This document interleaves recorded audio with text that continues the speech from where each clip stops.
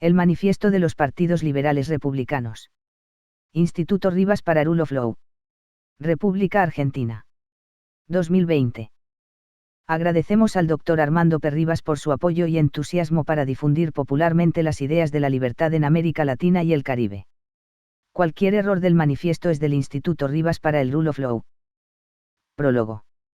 Este manifiesto no difunde valores morales, el deber ser, y tampoco define una posición de pensamientos de derechas o izquierdas, solo intenta explicar la importancia de defender los derechos mediante mecanismos artificiales, porque sin derechos no hay libertad. El objetivo de este manifiesto es publicar popularmente las ideas que cambiaron al mundo y ejercitar un poco las neuronas, usar la razón para analizar la historia. Estas ideas no son del Instituto Rivas porque si hubiesen esperado por nosotros para que estas ideas estuviesen en pleno, estaríamos en la Edad Media, absoluta pobreza. Adán y Eva los echaron del paraíso por querer ser como Dios para saber el bien y el mal, la verdad. A Kant, no hay Hegel sin Kant, no lo hubiesen dejado entrar al paraíso, porque ya sabía de antemano cuál es el bien y el mal. El conocimiento científico es la búsqueda de la verdad, corroboraciones provisorias abierta a posibles refutaciones, tesis temporales. El día que encontremos el árbol de la verdad se acabaron las posibilidades de conocimiento, innovación y crecimiento económico en una sociedad, concepto popperiano. Estamos convencidos que la pobreza se puede eliminar intentando acercarse a esa verdad que cambió el mundo tan solo hace más de 200 años.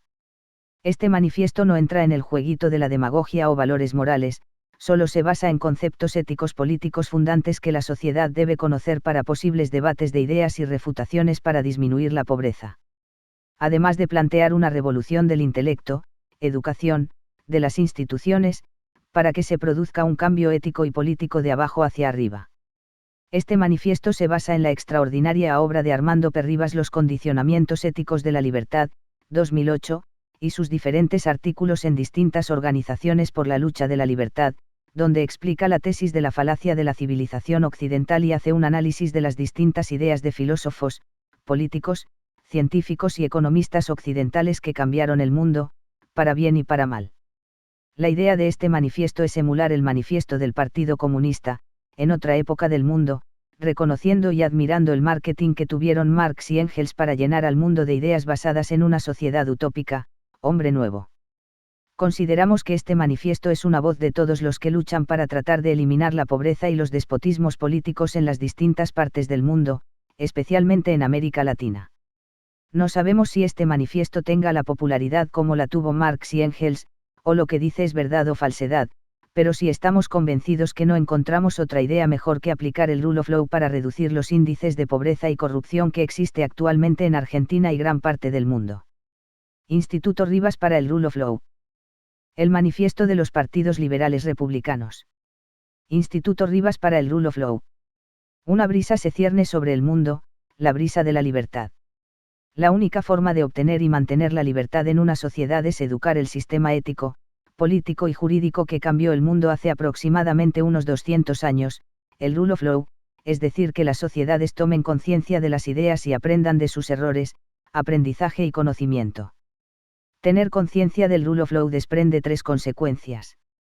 1. La crisis humanitaria y económica mundial, exceso de gasto público y regulaciones, inmigración ilegal, corrupción y la existencia de países y comunidades pobres en el siglo XXI, es la crisis de los sistemas políticos. 2. El bienestar económico de los países, altas tasas de capitalización, es consecuencia del diseño de un sistema ético, político y jurídico. 3. Ya es hora que los liberales expresen a la luz del día y ante el mundo entero, poniendo énfasis en los países pobres y oprimidos, las ideas, tendencias y aspiraciones saliendo así de esa brisa refrescante de la libertad con la aplicación, divulgación popular, religiosa y científica del Rule of Law a través de partidos políticos, militantes, fundaciones, ONG, religiones y educadores conscientes del mismo. Con este fin se desarrolla desde Cuba hasta Argentina los representantes, aficionados y políticos de la libertad en diferentes países y redactado el siguiente manifiesto escrito y digital que aparecerá en la red de Internet en todo el mundo. Nota. Tasas de capitalización. Es la inversión per cápita en maquinarias, equipos, instalaciones, combinación de conocimiento e innovación, investigación y desarrollo científico privado.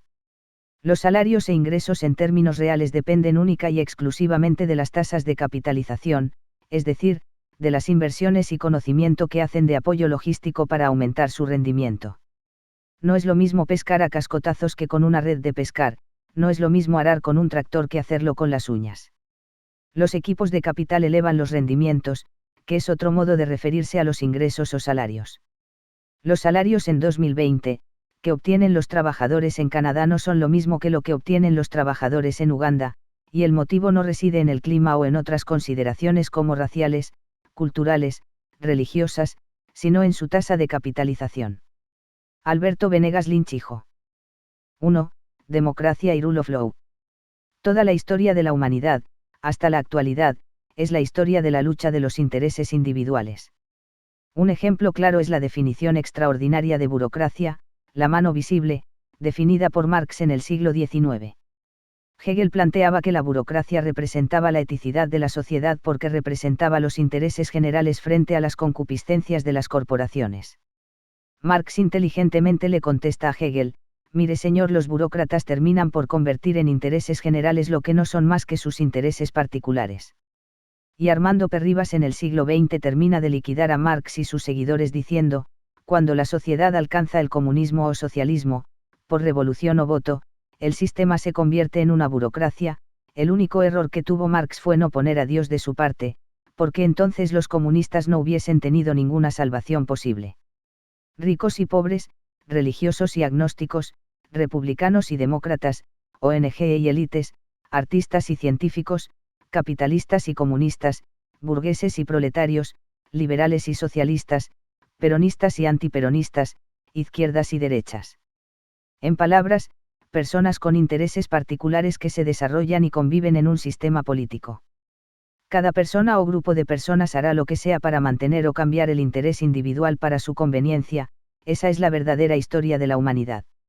Está en la naturaleza humana, fuerte versus débil. ¿Qué sistema político y ético es el que representa la libertad en una sociedad? ¿Qué sistema es fundamental para que el más fuerte, las mayorías, no se devore al más débil, las minorías? ¿Qué sistema es fundamental para que cada persona busque su propia felicidad? ¿Cuáles fueron los factores que determinaron el mundo en que vivimos, este enorme crecimiento económico en los últimos 200 años? El despotismo fue y sigue siendo la historia de la humanidad en distintas partes del mundo. El racionalismo moral y romanticismo histórico-político, amor a la sociedad, fue el creador de los llamados estados totalitarios. El romanticismo político es la falacia de universalizar sentimientos particulares, la moral. El amor a la humanidad no existe, David Hume. La solidaridad es la mentira del siglo, Armando Perribas, es decir, nadie deja de comer o beber agua porque hay lugares en el mundo que no pueden alimentarse o no existe agua potable. La historia de la sociedad occidental es la historia de dos vertientes políticas antagónicas. El totalitarismo, un invento de la genialidad franco-germánica, y la libertad, una concepción de la naturaleza humana que fue estudiada por la escuela británica. Es decir, que la civilización occidental es una falacia de los historiadores, políticos, economistas. La democracia de masa se alza sobre las ruinas de la Revolución Francesa. El terror, esta no ha abolido los antagonismos de los intereses particulares de los políticos. Pasar del interés del monarca al interés del pueblo, político de turno, demagogia. Lo que ha hecho ha sido crear una entelequia en la sociedad moderna. El Estado, que se puede definir como la puja para el poder político, es decir, que los representantes, funcionarios u oligarquía política, vivan como reyes a costa de deuda, impuesto o inflación, es decir, esfuerzo del individuo.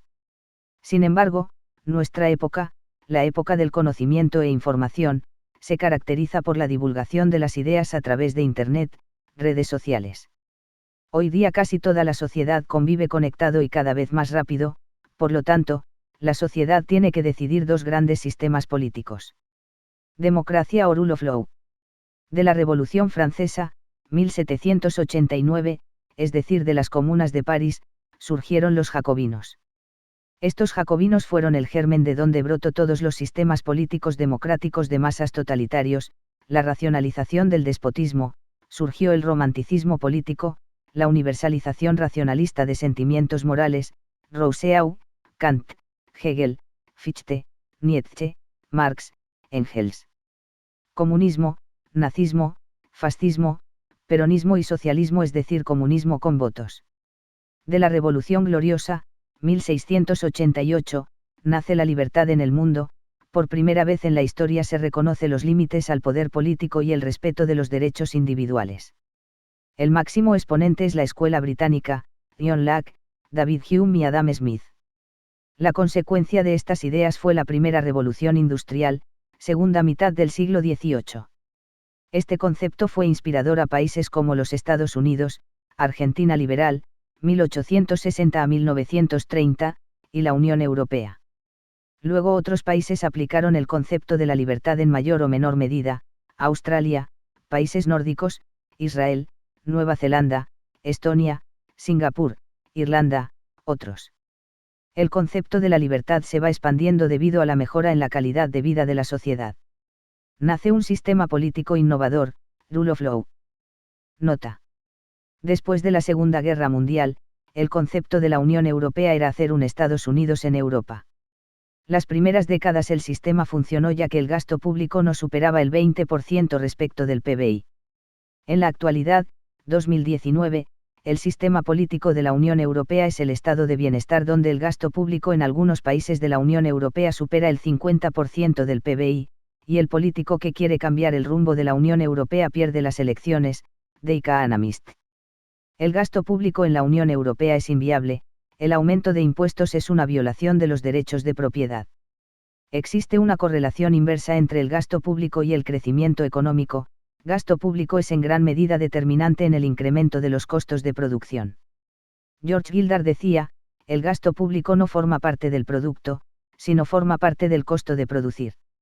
Y Milton Friedman aclaraba, lo que importa no es el déficit sino el nivel del gasto, que es el costo que paga la sociedad con impuestos, con inflación y con deuda.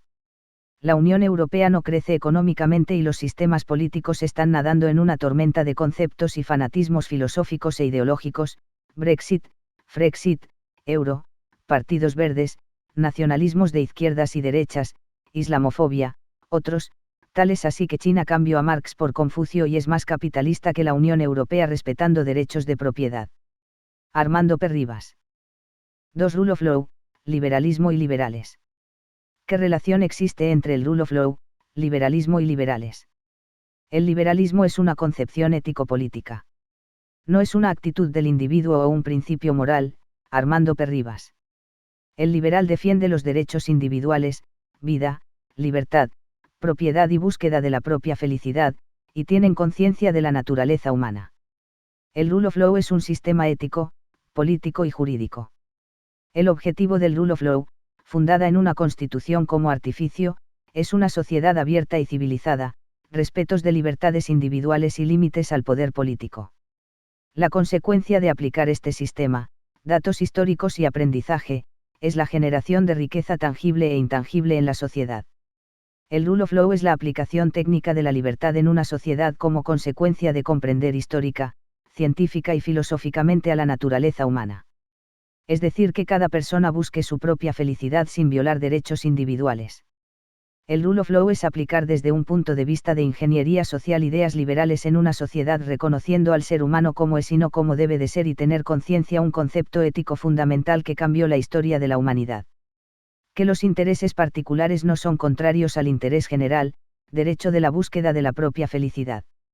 El Rule of Law tiene 4 aspectos fundantes: 1 conceptual, 1 instrumental y 2 esenciales. 1 conceptual, tener conciencia de la biología humana. El ser humano no es un ángel, falibilidad del hombre y la mujer, y no somos iguales, tenemos distintos valores morales, entorno, familia, amigos, creencias, pasiones, tenemos distintas virtudes intelectuales y capacidades físicas naturales, talentos, y seguimos nuestro propio interés.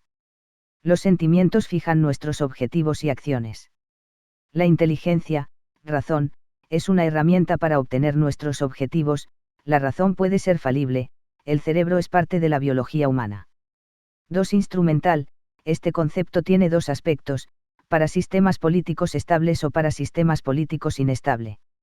En caso de sociedades estables, estabilidad política, el voto es un instrumento de una sociedad. En caso de inestabilidad política existen diferentes formas de diseñar ese escenario, por ejemplo intervención externa. 3. Esencial, respeto por los derechos individuales, es decir, respeto a la vida, la libertad, propiedad privada e intelectual y búsqueda de la propia felicidad. 4. Esencial, límite al poder político. El gobierno es una administración de humanos sobre humanos. Igualdad ante la ley de gobernantes y gobernados, y toda ley contraria a la Constitución fundada en concepto esencial. 3. Es nula, es decir, la justicia como un artificio de la sociedad. El rule of law no es una institución o un estado de derecho en términos genéricos o un sistema económico. Es una forma particular e innovadora de crear un sistema ético en una sociedad de carácter específico y con ayuda de la tecnología, artificio, que, partiendo del reconocimiento de la inmutabilidad de la naturaleza humana, crea un sistema de gobierno basado en dos principios fundamentales: la limitación del poder político y el respeto de los derechos individuales como reconocimiento jurídico de la eticidad de los intereses particulares. Es decir, que las mayorías no tienen el derecho de violar los derechos de las minorías. Este sistema es fundamental para la creación de riqueza en las naciones. El mercado es el ejercicio de los derechos individuales, y existe donde hay seguridad jurídica a través de una constitución y una justicia como concepto artificial.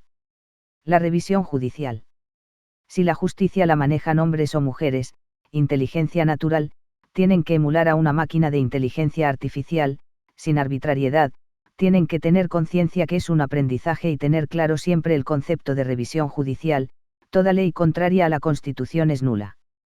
Los liberales son los representantes políticos, religiosos, militantes, educadores, artistas, científicos que difunden y defienden los derechos individuales y tienen conciencia de la naturaleza humana, educación. Los liberales son la esencia que el sistema, rule of law, se mantenga en una sociedad abierta, eterna vigilancia. Los liberales no tienen partidos fuertes en las distintas sociedades del mundo. El objetivo inmediato es, tomar conciencia del rule of law, difundir, debatir, tolerar y enseñar a la sociedad este sistema político, defender intelectualmente los derechos individuales.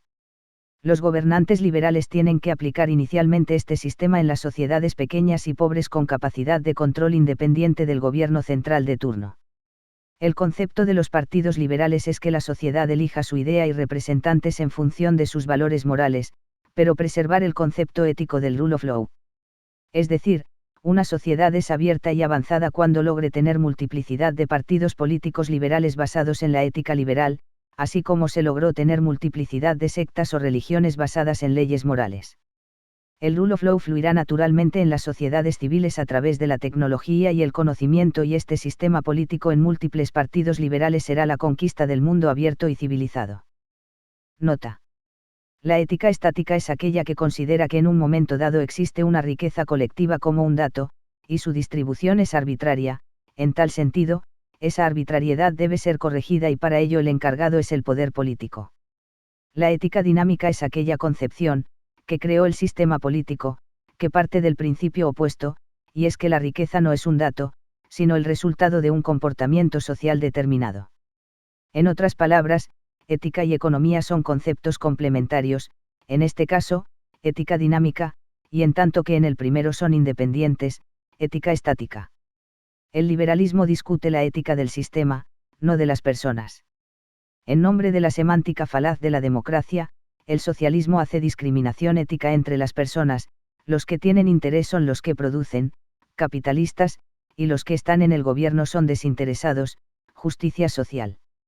El concepto ético-político del liberalismo es que, en una sociedad libre no existe clases sociales, existe personas con diferentes talentos, y la consecuencia es diferentes ingresos en términos reales, es decir, el que determina quién tiene más ingresos que otros es la sociedad libre y abierta en busca de su propia felicidad.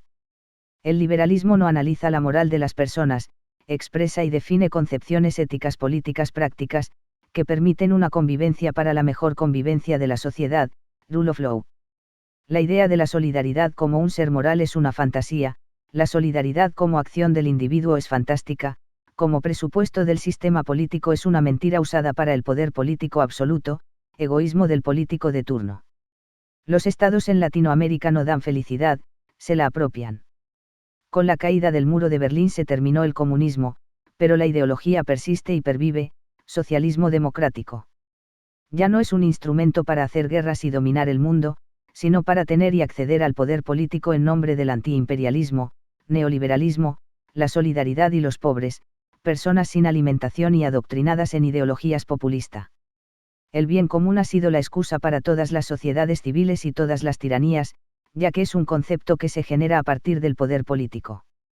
El bien común es un resultado, no un proyecto, no existe el a priori del bien común, es una consecuencia.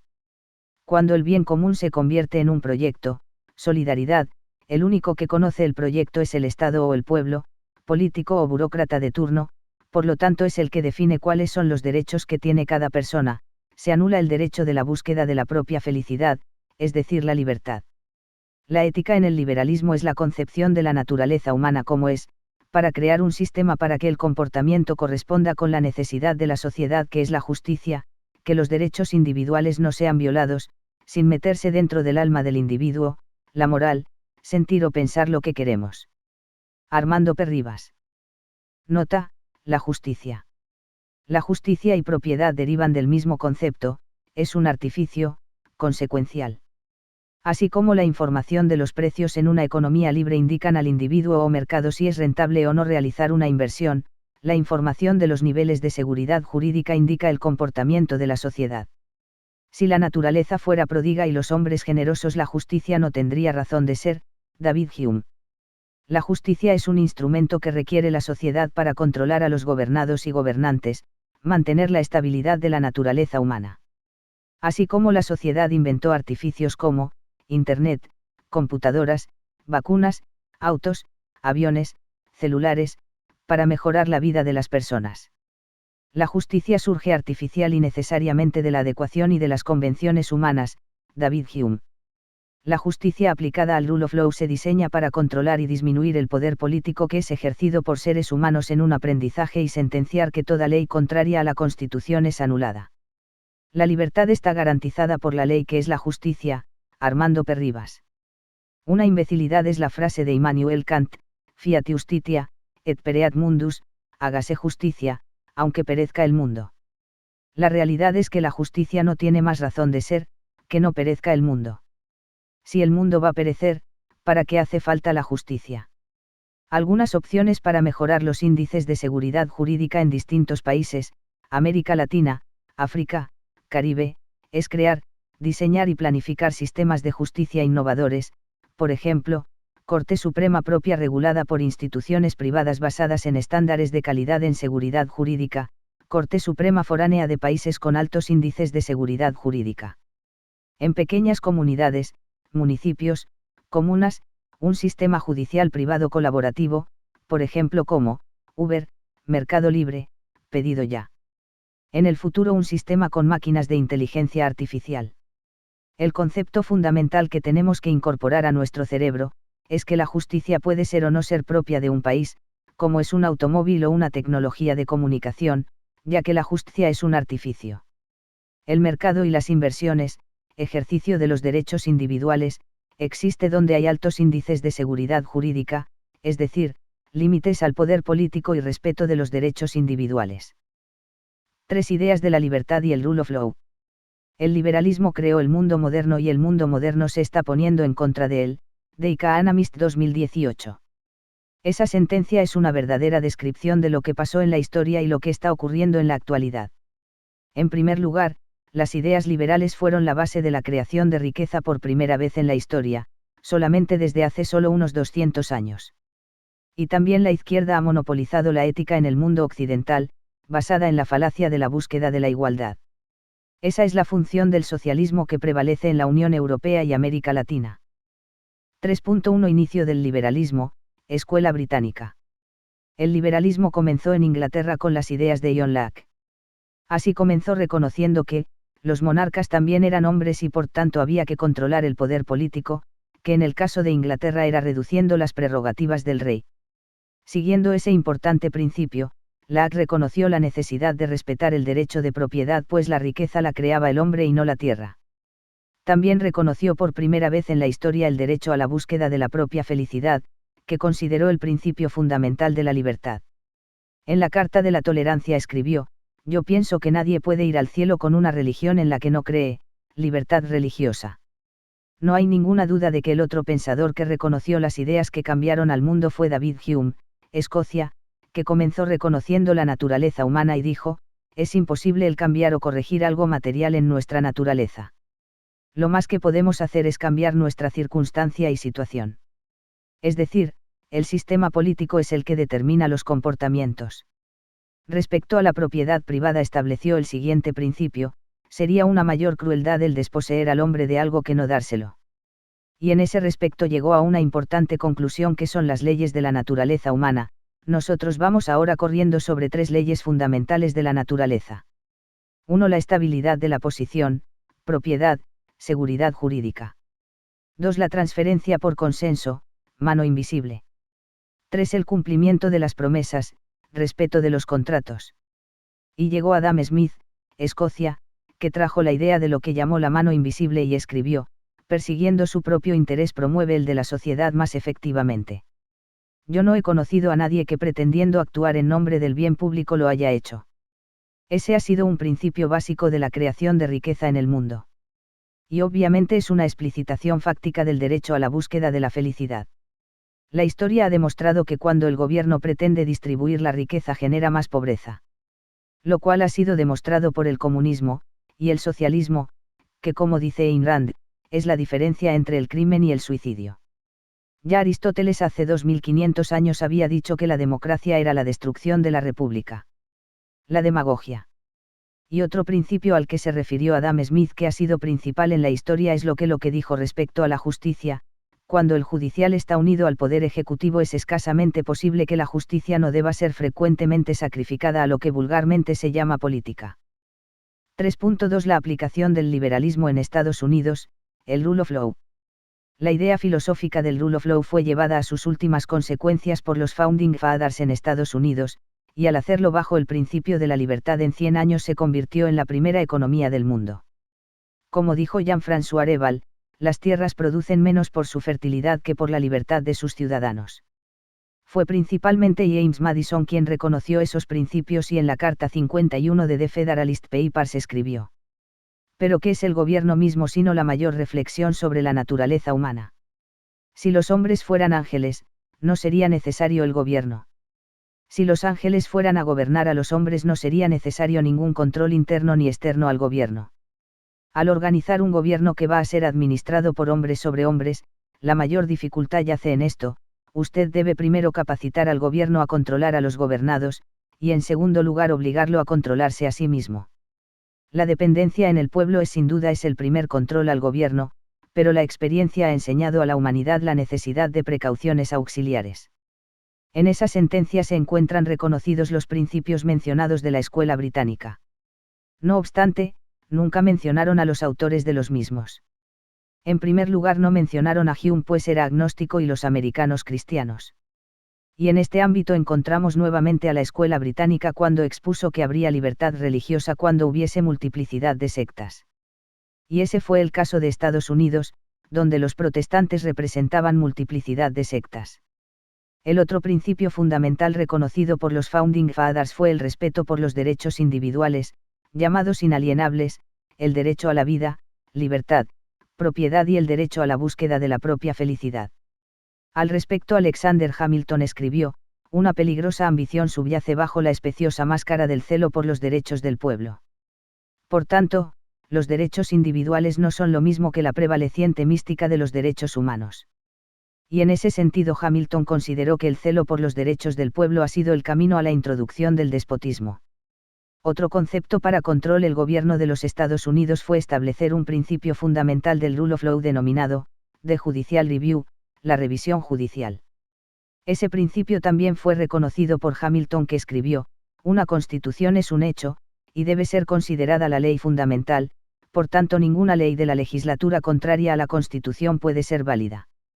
Esos principios fueron establecidos por el juez Marshall en el caso Marbury vs. Madison en el cual sentenció: todos aquellos que han estructurado una constitución escrita la contemplan como la ley fundamental y principal de la nación y consecuentemente la teoría de todos esos gobiernos debe ser que una ley de la legislatura repugnante a la constitución es nula. Es enfáticamente el ámbito y el deber del poder judicial, el decir que es la ley. Ese principio de la revisión judicial ha sido ignorado en el mundo. El sistema constitucional americano implica no solo la formalidad de la separación de los poderes del Estado, límites al poder político, sino la juridicidad de los principios filosóficos contenidos en el Bill of Rights, Declaración de Derechos. Esos derechos pueden ser aceptados como la expresión de los derechos naturales, LAC, o el resultado del proceso de aprendizaje acerca de la naturaleza humana, Hume. Esa es la razón por la cual en Estados Unidos las discusiones políticas versan sobre los casos particulares dentro del ámbito de la Constitución. Esa es la sabiduría de la República, Rule of Law, que es completamente diferente del concepto de las reglas de la mayoría, democracia, que es el sistema político en el resto del mundo, especialmente en América Latina. Consecuentemente, el respeto a los derechos individuales a la vida, a la libertad, a la propiedad y a la búsqueda de la propia felicidad nunca se cuestiona o nunca deben ser cuestionados en el ámbito político. Y por ello Ayn Rand reconoció que la filosofía política angloamericana y la franco-alemana son tan diferentes como el día y la noche. Esa es la razón que no hay ninguna duda de que la llamada civilización occidental y cristiana es una falacia de la historia. Al respecto, Peter Drucker escribió, tan difusa y falaz como la creencia de que el iluminismo generara la libertad en el siglo XIX, es la creencia de que la Revolución Americana se basó en los mismos principios que la Revolución Francesa y que fue efectivamente su precursora. Por otra parte, igualmente considerar a los Estados Unidos como un imperio en la línea que los fueron sus supuestos antecesores, el Imperio Romano, el Imperio Chino, y los imperios europeos, británico, portugués, francés, español, belga, es igualmente una confusión histórica. Todos los imperios a través de la historia se formaron a partir de la violación de los derechos de los otros estados. En estos enfrentamientos siempre ganaban las guerras los imperios que estaban en contra del comercio. Por primera vez en la historia un país de comerciantes, Estados Unidos, gana las guerras más importantes de la humanidad, Primera y Segunda Guerra Mundial. La riqueza de Estados Unidos no se hizo a partir de la colonización o imperialismo, sino que surgió de su propio sistema ético, político y jurídico, el Rule of Law, sistema de derechos individuales y límites al poder político donde la consecuencia fue una economía de mercado. Tanto así que Estados Unidos fue el único país en la historia que después de la Segunda Guerra Mundial, en lugar de pedir reparación a los vencidos, reparó la economía de Alemania, Plan Marshall, y Japón. 3.3 El Rule of Law en América Latina. 3.3.1 Argentina, el segundo país del mundo que aplicó el Rule of Law. Permítanos recordar un hecho histórico mucho más relevante que la llamada Revolución de Mayo de 1810. Ese hecho histórico no es otro que la victoria de Urquiza en Caseros el 2 de febrero de 1852, que produjo el derrocamiento de Juan Manuel Rosas, primer peronista, y la instauración de la Constitución Liberal de 1853 a 60. En 1810 se logró la independencia, pero a partir de 1852 la Argentina logró la libertad. Como muy bien dice Alberdi, la patria es libre cuando no depende del extranjero, pero el individuo no es libre cuando depende total y absolutamente del Estado. Desde la independencia en 1810, hasta la caída de Rosas, la política argentina, tal como el resto de los países de América del Sur, se habría desarrollado entre el mantenimiento de las leyes de Indias, al decir de Alberdi, la Edad Media, y las pretensiones iluministas de la Revolución Francesa. Religión o muerte es un principio tan devastador de la libertad, como patria o muerte que deviniera como síntesis del totalitarismo racionalista europeo. Como consecuencia, en 1853 la Argentina tenía 1 millón de habitantes, con un 80% de analfabetos y era uno de los países más pobres de América. Las doctrinas que determinaron la política argentina después de Caseros, lograron que a principios del siglo XX fuera el séptimo u octavo país más rico del mundo, su población alcanzaba a 7 millones de habitantes y el analfabetismo se había reducido al 25% de la población. No obstante, esta realidad indubitable, que puede considerarse el proyecto político más exitoso del mundo durante la segunda mitad del siglo XIX, fue desvalorizado como el resultado de la pampa húmeda y descalificado políticamente como oligárquico y económicamente dependiente. No es que se quiere desconocer o eliminar el derecho a celebrar la Revolución de Mayo, tan solo preocupa la ignorancia de la razón de ser del pasado glorioso, que lamentablemente, ha condicionado y continúa determinando el futuro de Argentina.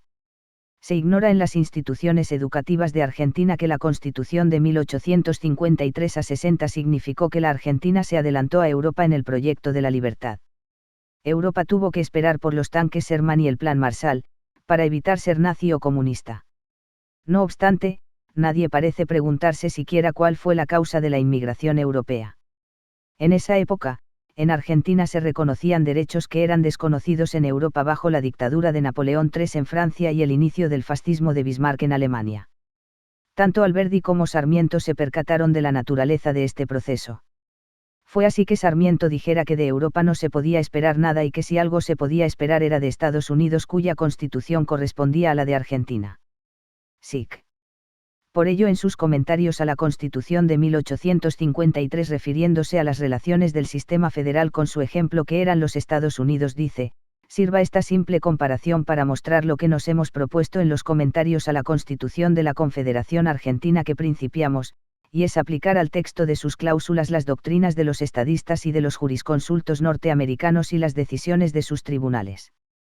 Por su parte, Alberdi, que había visto el desarrollo de las comunas en París, en carta a Sarmiento le dice: señor Sarmiento, después de haber observado los hechos que han tenido lugar recientemente, podemos saber que existe una barbarie ilustrada mucho más peligrosa para la civilización que la barbarie de todos los salvajes de América del Sur. Estas ideas, de la mano de Urquiza, Mitre y el propio Sarmiento, y desarrolladas por la llamada generación del 80, fueron determinantes del éxito político-económico de Argentina y origen de la libertad. Ese proyecto político, descalificado e ignorado como antes se dijo, comenzó a desvirtuarse con el surgimiento del nacionalismo católico, como bien lo explica Juan José Sebrelli en su Historia de las Ideas Políticas Argentinas. No hay dudas de que el nacionalismo católico surgió del acuerdo de Mussolini con la Iglesia a través del Concordato de Letrán de 1929, por el cual Mussolini le entregó el Estado Vaticano a la Iglesia, y declaró al catolicismo como religión del Estado. Consecuentemente, el proceso fascista que habría de popularizarse de la mano de Perón se fundamentó en la encíclica Quadragesimo Anno, donde se aprecian y reconocen los principios fascistas del régimen de Mussolini. Creo que lo dicho anteriormente requiere de una demostración y por tanto me voy a referir específicamente a los principios contenidos en la encíclica citada. Así dice Pío XI: los bienes que el Creador destinó a todo el género humano, sirvan en realidad para tal fin. Los hombres deben tener presente no solo su particular utilidad, sino también el bien común, como se deduce de la índole del dominio, que es a la vez individual y general. No vemos entonces cómo los bienes que forman la riqueza de los hombres, salen y brotan de las manos de los obreros, teoría del valor trabajo, y sigue refiriéndose a los sindicatos: el Estado reconoce jurídicamente al sindicato y no sin carácter de monopolio, en cuanto el así reconocido puede representar a los obreros y los patronos. Y por último, el absolutismo del Estado, que reconoce diciendo: el cual, libre de todo partidismo, debería estar erigido en soberano y supremo árbitro de las ambiciones y concupiscencias de los hombres. Las anteriores conclusiones muestran la síntesis hegeliana del Estado como la divina idea y de las virtudes del proletariado frente a la avaricia capitalista de Marx. A ella siguió la Populorum Progressio, a la que me voy a referir en solo una cita de San Ambrosio, que dice: no es parte de tus bienes lo que le des al pobre, lo que le das le pertenece, porque lo que ha sido dado para el bien de todos tú te lo apropias. Pues bien, la síntesis de estos principios se constituyeron en los documentos de Puebla, de donde surgió la teología de la liberación, y llegaron los montoneros y la subversión en América Latina. Quiero dejar aclarado que esta crítica se refiere a los aspectos políticos y no a la religión. La tolerancia religiosa y el respeto por las creencias ha sido un principio liminar del liberalismo. Y más aún puedo decir que en los anteriores principios sustentados por las encíclicas citadas encontramos manifiestas contradicciones con presupuestos cristianos expuestos en las distintas parábolas del Evangelio. Por ello podemos observar igualmente una contradicción evidente entre la Quadragesimo Anno y su antecesora, la Rerum Novarum. En esta, León XIII había reconocido la propiedad como un derecho natural y racional, y asimismo, conforme a la parábola de los talentos, valora la desigualdad de la condición humana, la que considera conveniente a la utilidad así de los particulares como de la comunidad. Sic. Argentina, que fue y debió seguir siendo un ejemplo para el mundo y en especial para toda América Latina, por haber logrado la libertad sin ser ni protestante ni anglosajona, ha desvirtuado su propia historia y con ella su futuro. Hoy toda pretensión de alcanzar el poder político se mimetiza con las doctrinas y el consiguiente sistema que determinó su decadencia. Después de haberse adelantado a Europa en su proyecto de libertad, persiste en las ideologías que determinaron los totalitarismos europeos: fascismo, nacionalismos, justicia social, el pueblo, Estado presente. Como bien señala Tocqueville, el socialismo y la concentración del poder son frutos del mismo suelo. Y la concentración del poder no es más que la falta de libertad, o sea, el desconocimiento de los derechos individuales en nombre de la distribución, derechos humanos o la solidaridad. Nota. El neoliberalismo en Argentina es una estupidez difundida, escrita y justificada racionalmente por la izquierda: privatización de empresas y apertura al comercio internacional. No hay nada peor en la política que una buena filosofía, rule of law, mal implementada, liberalismo caricaturesco de los 90. Esto le dio la razón a toda la izquierda para hablar mal de las ideas liberales en América Latina. En Argentina, en los 90 se mantuvo un tipo de cambio fijo, 1 a 1, en el tiempo en que el gasto público se incrementó casi un 140%.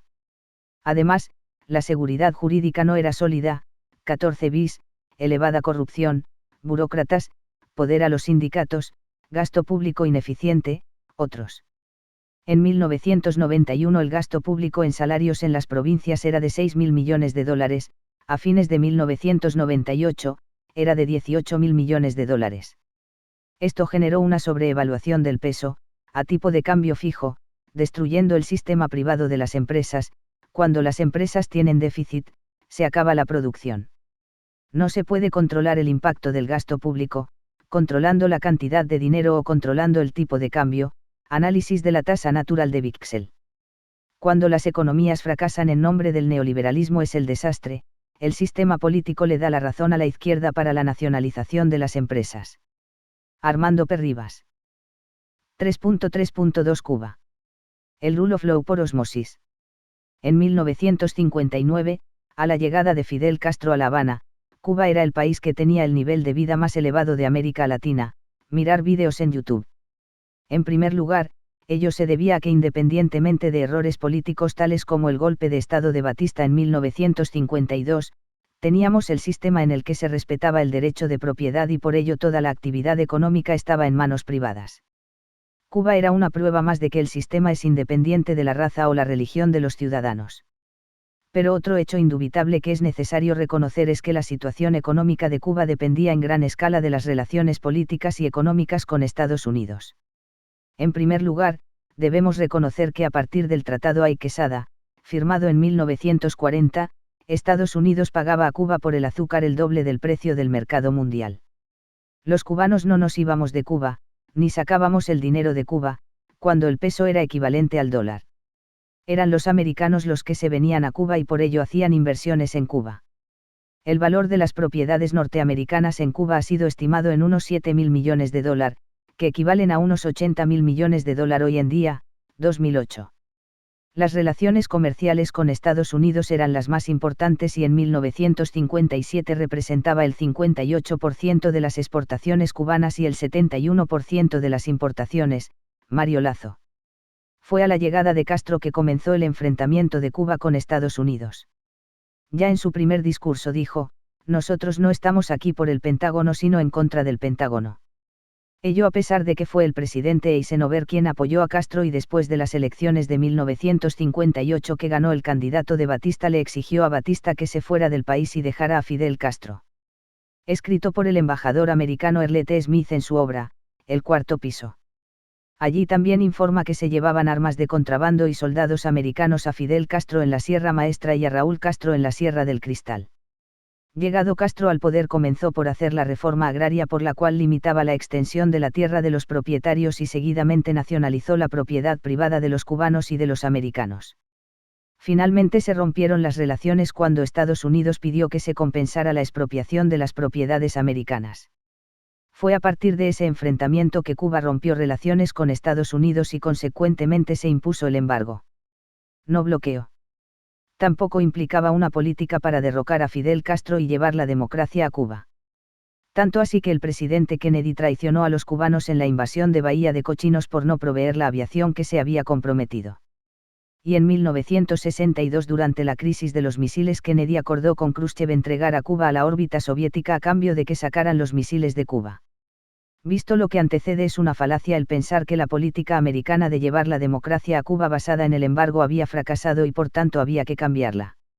Lamentablemente el embargo permitió a la izquierda que reina en Europa y en América Latina considerar que fue la causa del empobrecimiento de Cuba, y aún lo denominan bloqueo. Si hubiese habido un bloqueo, Fidel Castro y Raúl Castro no hubiesen estado donde están. La hostilidad de gran parte de los países de América Latina hacia los Estados Unidos, no depende de la política norteamericana sino del populismo encarnado en la izquierda. Armando P. Rivas, 2008. 4 fundamentos éticos, político y jurídico de los partidos políticos en una sociedad abierta y civilizada. Liberales versus socialistas. El lenguaje político en el mundo está lleno de palabras y vacío de conceptos de gobierno. A fin de comprender la presente caótica situación política y económica que existe en América Latina y Europa, es más que importante comprender el significado de las palabras en términos de los principios éticos implícitos en las mismas, y así como sus implicaciones políticas para asegurar los derechos individuales en una verdadera democracia, rule of law. La actual postura ética, de los políticos, los economistas, los intelectuales y la media se sustenta en la protesta por la desigualdad en la distribución de la riqueza en los países y entre los países industriales y los países en vía de desarrollo. La discusión política, por tanto, es ética y no económica. Es evidente asimismo que en la medida que crece la preocupación por el aumento de la pobreza en el mundo y en América Latina, la propuesta que ofrecen los sistemas políticos actuales, es destruir el sistema que creara la libertad individual, la calidad de vida y la prosperidad económica por primera vez en la historia. Desafortunadamente ese sistema, que fuera denominado capitalismo por Karl Marx, aparece éticamente descalificado por la supuesta iniquidad de la explotación de los trabajadores por los capitalistas. Nadie aparece para defender ese sistema en términos éticos, ignorando que el denominado sistema capitalista no es un sistema económico, sino ético, político y jurídico. La economía es una consecuencia. Se pretende decir no obstante como economía de mercado, y por supuesto el mercado aparece como el reino del materialismo y el egoísmo, frente al Estado, como supuesto representante del interés general. En esencia, no obstante, es la defensa y respeto por los derechos individuales, a la vida, a la libertad, a la propiedad privada y a la búsqueda de la propia felicidad. Esos son los principios fundamentales del rule of law, cuyo presupuesto fundamental es que las mayorías no tienen el derecho de violar los derechos de las minorías. Es el concepto político opuesto por definición a la razón de Estado, en nombre del pueblo, que prevalece y ha prevalecido históricamente en la Europa continental y América Latina. El derecho del hombre a la búsqueda de su propia felicidad, es fundamental para el establecimiento de un sistema político de libertad. Éticamente significa que los intereses privados no son per se contrarios al interés general. Cuando se considera lo contrario, hemos aceptado el principio del bien común, que es definido por el gobierno como tal, es decir, interés y egoísmo del político de turno. Consecuentemente no hay límite al poder político, que es la base de la libertad. Por esa razón Ayn Rand sabiamente dijo, la noción tribal del bien común ha servido como la justificación moral de la mayoría de los sistemas sociales y de todas las tiranías en la historia. Está presente entonces la equívoca concepción ética de Lenin respecto al capitalismo, tal como la expresó en su Imperialismo, etapa superior del capitalismo. De conformidad con esa visión, Estados Unidos aparecen como el imperio del mal que a través de la inversión extranjera explota al resto del mundo. Ese enfoque ético sirve a la demagogia de los políticos actuales, en su lucha por el poder político en sus propios países, particularmente en América Latina. Así el socialismo, que fuera la denominación que el iluminismo le diera a la demagogia, es la idea prevaleciente para alcanzar y mantener el poder político. El ambiente político actual está endurecido por una gran división entre derecha e izquierda. La derecha está por definición éticamente descalificada por representar los intereses de los ricos, en contra de la izquierda que pretende representar el interés de los pobres. Dado que a través de la historia los pobres son más que los ricos, como lo reconociera Aristóteles, es obvio que la democracia en el país se convierte en el reino de la regla de la mayoría, consecuentemente confundida con el socialismo. La consecuencia es mayor pobreza en ausencia de los derechos individuales. Hay que recordar que cuando las necesidades generan derechos humanos, se violan los derechos de los que producen la riqueza que satisface las necesidades. Por último y tal vez más importante, en 1912 von Mises escribió, el problema con el socialismo es que aun aquellos que se le oponen aceptan sus premisas éticas esenciales. Esa es la situación que enfrentamos hoy y por eso es tan importante hacerle conocer al mundo la sabiduría de Trasímaco cuando en referencia al carácter del ser humano, dijo, su esencia psicológica es simple, él está por obtener lo que quiere, y lo que quiere está estrechamente circunscrito. Poder y placer son sus intereses exclusivos. Pero para obtener lo que quiere este lobo tiene que usar la ropa de la oveja de los tradicionales valores morales. Su mascarada solo puede ser llevada a cabo poniendo el vocabulario de la moral convencional al servicio de sus propios intereses. Debe decir en las cortes jurídicas y en las asambleas lo que la gente quiere oír y así ponen en sus manos el poder, él debe tomarlos por los oídos antes de tomarlos por la garganta. 5. Actitud de los liberales frente a los otros partidos de la oposición. Después de lo que dejamos dicho en los anteriores capítulos, es fácil comprender el sistema que genera la libertad, rule of law, pero es arduo el aprendizaje de la libertad en una sociedad. Los liberales no tienen por qué guardar encubiertas sus ideas e intenciones, la riqueza de tu vecino no te perjudica, al contrario, te beneficia. Abiertamente declaran que sus objetivos solo pueden alcanzarse educando popularmente a la sociedad, sin romanticismo, las ideas que cambiaron al mundo, educar a la demanda, votantes, y no poner énfasis en un deber ser de la oferta electoral. El gobernante es un cazador de votos con ambición al poder político, de las distintas comunidades ricas y pobres, libres y reprimidas. El aprendizaje, conocimiento y debates de ideas tiene que comenzar en las pequeñas comunidades, escuelas, iglesias, universidades, municipios, ONG, instituciones estatales y privadas, pequeños estados o provincias.